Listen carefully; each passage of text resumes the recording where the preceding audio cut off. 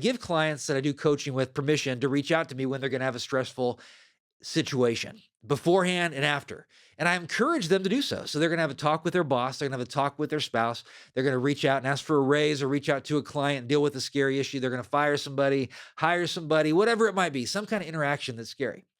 And they call me. And then what I will do with them often is a rehearsal or a role play. A role play is when they will be the individual they're going to be communicating with, and I'll be them.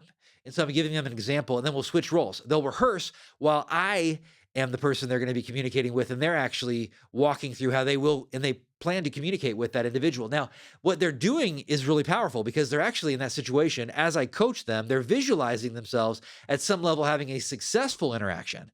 If they're willing to. I mean, it's awkward at first. I mean, it's awkward for everybody that does this. I get resistance the first time with everybody that I challenge to do this because it's not fun to actually think through this stuff in advance. It triggers some of the same emotions that you'll have when you face that situation. So you are proactively facing some fears as you rehearse and role play. That's a really cool thing. And people that are performers, they know this. They know that it's scary to rehearse.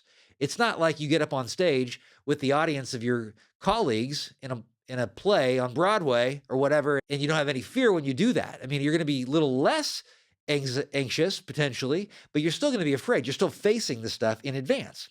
Now, so what I've had happen, and I had this happen just recently, is somebody was going to have an interaction with their dad, who is a guy that is not a big communicator, okay? And he's a driven person, and often when he communicates, it's feedback to push forward. And they were going to have an assertive communication about wanting to get to know their father better, to really know what they like and who they are and how they're doing, and to go deeper. But they knew they'd get some resistance and pushback. And so I was their dad, and they were speaking in a rehearsal to me like I'm their father. And I could just see them tense up, and I could see them having a real tough time with this. But then, and I haven't actually followed up on this interaction yet, but generally when I do and I hear how it actually goes, and I probably will in the next couple of weeks hear from this client. In fact, I know I will because I'll see them. I hear that it went much better than they expected because they rehearsed it and they were visualizing success in the process.